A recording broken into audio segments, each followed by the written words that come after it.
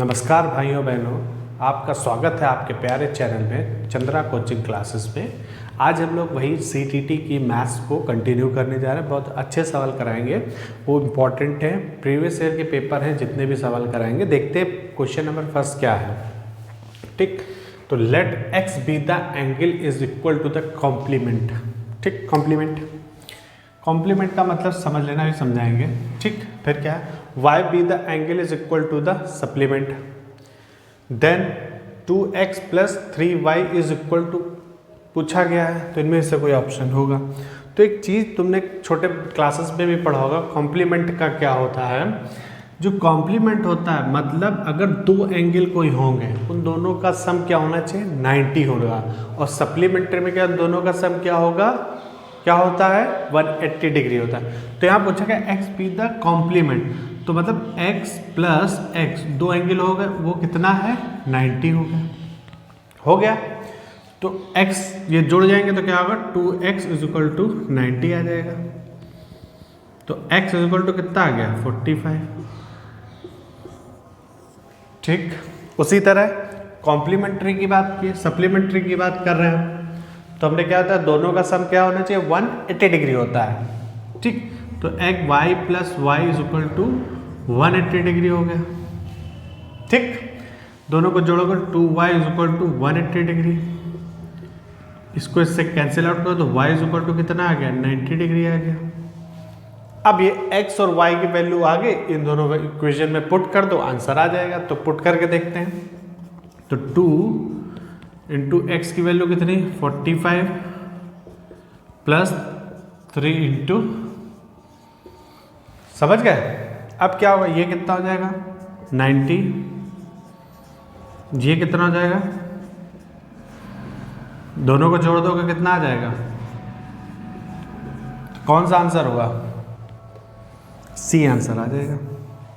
समझ गए, बहुत इजी था, ये दिमाग से भी है। अगर कॉम्प्लीमेंट्री और सप्लीमेंट्री पता है तो आराम से आप इजीली कर सकते हैं। कॉम्प्लीमेंट्री होगा, दोनों का सम क्या होता है, 90 डिवाइड बाई 2 करेंगे, माइंड में गेम, डिवाइड बाई 2 का 45 एंगल आ जाएगा। यहाँ पे 180, दोनों को जोड़ेंगे, डिवाइड बाई 2 करेंगे तो एक का एंगल आ जाएगा, कितना आ जाएगा, 90 आ जाएगा। दोनों को यहाँ वैल्यू पुट कर देंगे, अचानक आ जाएगा। बस ये तो तुम्हें प्रोसेस बता रहे हैं कैसे करना है। ठीक, नेक्स्ट ये सवाल देखते हैं, बहुत ही अच्छा है। आते हैं डायगोनल भी निकालने का, तो नंबर ऑफ डायगोनल्स बताइए, और जब इंटरनल दिया होगा तो कैसे करेंगे, तो बहुत इजी तरीका है, देखते हैं। इसमें क्या, how many sides a regular polygon have it's each angle.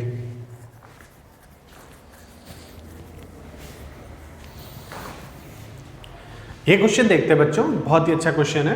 क्या है, how many side does a regular polygon have if its each angle is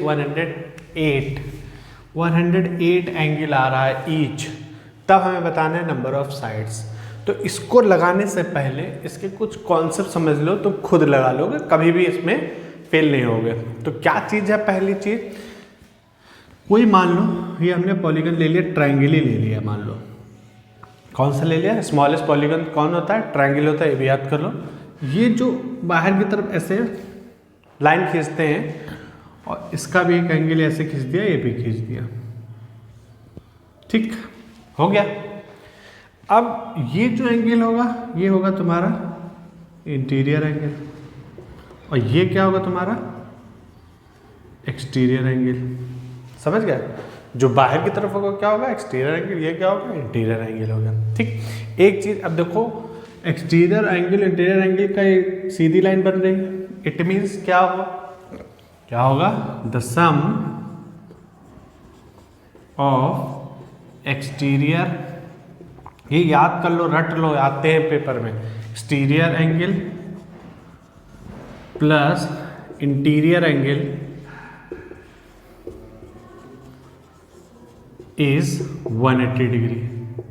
ठीक, 180 डिग्री कहने का मतलब, मान लो अगर ये x है तो y है, तो x प्लस वाई का सम कितना हो जाएगा, 180 डिग्री होता है। मान लो अगर तुम्हें x दिया है तो y निकाल लेंगे, y दिया है तो x निकाल लेंगे। ठीक, दूसरा फार्मूला क्या है, नंबर ऑफ साइड्स पूछा जाएगा, नंबर ऑफ साइड्स पूछते हैं, तो 360 डिवाइडेड बाई क्या होगा, एक्सटीरियर एंगल। क्या हो जाएगा, एक्सटीरियर एंगल। समझ गए, ये दूसरा हो गया, ये यहां पे लगेगा, ये नोट कर लो पॉइंट्स। समझ गए। और क्या होगा, ये हो गया, ये हो गया। थर्ड जो पॉइंट आएगा, नंबर ऑफ डायगोनल, किसी भी पॉलीगन का नंबर ऑफ डायगोनल। डायगोनल कितने होते हैं किसी भी पॉलीगन्स में, कितने डायगोनल बनेंगे। क्या फॉर्मूला होता है, n bracket n minus one, n bracket n minus one divide by 2 minus n। अब ये n क्या होगा, ये क्या होगा, नंबर ऑफ साइड्स। ठीक, नंबर ऑफ साइड्स। जैसे मान लेते हैं कि एग्जाम्पल ले लेते हैं, ट्रायंगल में कितने डायगोनल बनते हैं, 0 बनता है, सबको पता है, लेकिन इसमें साइड्स कितनी, 3। यहाँ पे 3 रखते हैं, यहाँ पे 3 रखेंगे, करके दिखाते हैं तुम्हें। तो अगर हम 3 रखते हैं इनकी जगह, क्या 0 आता है नंबर ऑफ एंगल, ठीक, तो 3 रखते हैं, तो अगर 3 रखेंगे तो कितना आएगा, 3, और 2 में 3 में से गया तो इंटू 2 -3, 2 से 2 कैंसिल, -3 क्या हुआ, 0, हैंस प्रूव्ड।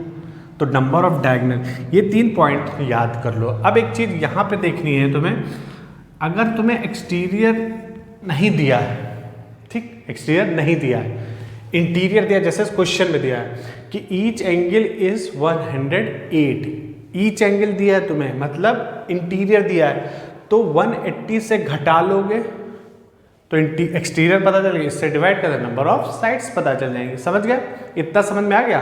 नोट कर लो, फिर क्वेश्चन सॉल्व कराते हैं। नोट करो, क्वेश्चन में देखो क्या है, इसको कहते हैं हाउ मेनी साइड्स, साइड्स पूछिए तुम्हें जब each angle is 108। Each angle का मतलब उसके अंदर का, मान लो कोई भी एक है, इसके अंदर का कहा गया है 108 एंगल है, तो अंदर का पता है, इंटीरियर पता है, एक्सटीरियर निकालने हमें तुरंत फॉर्मूला पता है, हम लगा देंगे, पुट कर देंगे वैल्यू। तो कैसे निकालोगे, तो क्या कर दें, इसको 180 में से हम इसको क्या कर देंगे, घटा देंगे, तो कितना बचेगा,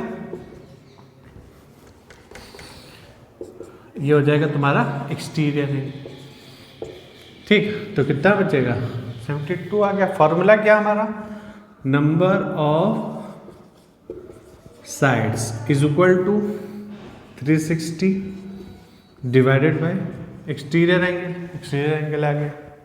अगर तुम्हें एक्सटीरियर एंगल दिया तो डायरेक्ट तुम पुट करोगे, 180 से नहीं घटाना है। इंटीरियर एंगल दिया तो 180 से घटाओगे। समझ गया, तो कटेगा जरूर ये 2 बार।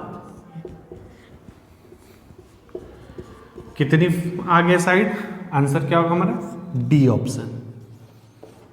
समझ गए, नोट कर लो, बहुत अच्छा सवाल था। नेक्स्ट, ठीक, ये सवाल देखो, बहुत ही अच्छा सवाल है ये भी। क्या है, if m is equal to 7 minus 4 √3, then find करनी है वैल्यू √m प्लस 1/√m की वैल्यू क्या होगी। तो एक चीज याद कर लें कैसे होगा। लोग कहते हैं इसको परफेक्ट स्क्वायर बना के इस पे रख देंगे, सॉल्व कर देंगे, आ जाएगा। नहीं करना है, इसको तुम स्क्वायर कर लो। किसको स्क्वायर कर लोगे, इसको स्क्वायर कर लो। अगर इसका स्क्वायर करते हैं, ठीक, a प्लस बी का होल स्क्वायर क्या होता है बताओ, a प्लस बी का होल स्क्वायर क्या होता है, a square plus b square plus 2ab, यही तो होता है, वही करो। तो इसका स्क्वायर पर अंडर रूट का स्क्वायर करते तो डायरेक्ट एट इज उतार देते हैं, फिर 1/√रूट का करेंगे, डायरेक्ट एट इज उतार देते हैं 2। इसको दोनों को लिखोगे आपस में क्या होंगे, कैंसिल आउट हो जाएंगे। ये कैंसिल आउट हो गया। जो तुम्हारे पास बचेगा क्या बचेगा, m 1/m प्लस 2, इतना बचा। m की वैल्यू पता है, लेकिन 1/m की वैल्यू नहीं पता है। तो 1/m की वैल्यू कैसे निकलेगी, देखो 1/m रखते हैं, 1/7 माइनस 4।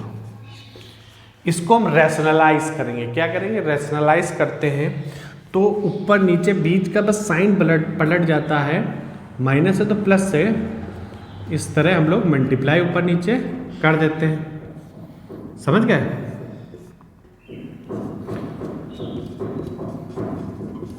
समझ गए।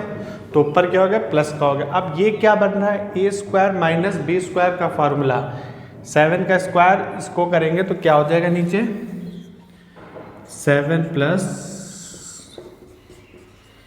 7 का स्क्वायर करेंगे 49 माइनस, देखो इन दोनों का स्क्वायर करते हैं अगर, फार्मूला क्या होता है, ए स्क्वायर माइनस बी स्क्वायर को अगर ब्रेक करोगे तो ए प्लस बी, ए माइनस बी, यही तो होता है। तो वही चीज़ है, ये लिखा है, इस फॉर्म में लिखना है। तो b का स्क्वायर करेंगे होल स्क्वायर, तो 4 का स्क्वायर कितना 16, अंडर रूट का क्या होता है 3 हो जाएगा, 16 इंटू 3 हो जाएगा 48, नीचे तो 1 ही आ गया। तो सीधे सीधे एक चीज़ हमें क्या पता चला, जब हम इसका रिवर्स करते हैं मतलब अपोजिट करते हैं तो बस साइन चेंज हो जाता है, माइनस था यहाँ पे क्या आ गया, प्लस का आ गया। समझिए ये चीज़ है। अब ये भी पता चल गया, यहाँ रख दो वैल्यू, यहाँ पे वैल्यू रख देंगे, m रखो, इतना तो समझ में आ गया ना।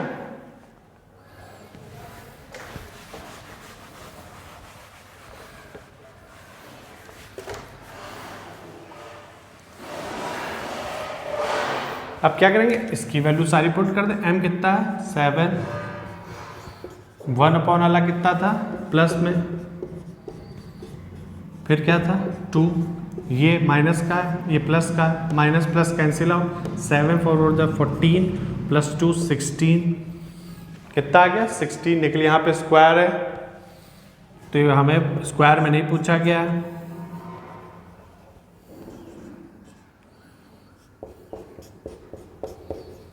अंडर रूट 16 करोगे तो कितना आया 4, 4 कौन सा है, सी ऑप्शन। बहुत इजी है, कुछ करना नहीं, समझ गए। नेक्स्ट ये सवाल देखते हैं क्या है, if x plus y is equal to 12 and x y is equal to 32 find the value of 1 upon x plus 1 upon y is equal to क्या होगा। ऑप्शन तुम्हें दिए 1 अपॉन 8 आएगा कि 1 अपॉन 8 आएगा, 1 अपॉन 2 आएगा, 3 अपॉन 8 आएगा, क्या आएगा ऑप्शन। ठीक, तो हम एक चीज़ जानते हैं, सीधे सीधे कुछ नहीं करना, इन दोनों को उठाकर डिवाइड कर दो, इन दोनों को उठाकर डिवाइड कर दो, आंसर आ जाएगा। दिखाते हैं, कुछ नहीं, ऐसे कभी भी सवाल आए इन दोनों को ऐसे डिवाइड कर दिया तो पाएगा 12, इधर आएगा 32, कैंसिल आउट करो, यह आएगा 4 3 और 4 8, तो क्या जाएगा 3/8 आंसर। अब कुछ बच्चे कहेंगे सर कैसे, इसको देखो थोड़ा सॉल्व करोगे यही बन के आएगा। कैसे, हम क्या करते हैं, जब ऐसे कभी भी होता था ईच टर्म डिवाइड बाई इससे हो जाता था, अलग ब्रेक कर ले, ये भी तो वही चीज लिखी है जो ये लिखा है, y से y कैंसिल आउट हो जाएगा, x से x कैंसिल आउट हो जाएगा, तो 1 अपॉन वही चीज बन गई ना, तो आंसर क्या होगा। जब कभी भी आए तो बस ऐसे ही कर देना है, समझ गए। टेक्स्ट ये एक और सवाल देखते हैं, आता है जरूर से जरूर आता है, सारे कंपटीशन में भी आता है, इसमें भी आया है। Which of the following fraction is least, इन सब में फ्रैक्शन कौन सा छोटा है। 64/65, 12/13, 9/10, 79/80। तो इसको कैसे लगाएंगे, क्या हम वहाँ पे डिवाइड करने नहीं बैठेंगे, एक लॉजिक है उसको पहले समझो, क्या चीज़ देख के हम बताएंगे। पहला जो इसमें समझना है तो मेरे पॉइंट समझ लो। पहला, if fraction is proper, proper function का मतलब प्रॉपर फंक्शन होना, प्रॉपर फ्रैक्शन होना चाहिए। प्रॉपर फ्रैक्शन का मतलब क्या है, जिसमें डिनोमिनेटर मतलब न्यूमरेटर क्या होना चाहिए, बड़ा होना चाहिए। सारे हैं देखो, न्यूमरेटर छोटा होना चाहिए, डिनोमिनेटर बड़ा होना चाहिए, है कि नहीं, सब में है ना, है। दूसरा क्या होगा, denominator and numerator difference is same. Numerator denominator के बीच के डिफरेंस सब में क्या होना चाहिए, सेम होना चाहिए। यहाँ पे देखो 1, यहाँ पे 1, यहाँ पे 1, यहाँ पे 1 हो गया, चलो सेम है। थर्ड जो पॉइंट होगा, अब जिसका न्यूमरेटर इज लार्ज, जिसका भी न्यूमरेटर बड़ा होगा, समझ रहे हो, न्यूमरेटर क्या होगा, बड़ा होगा, then its value is larger।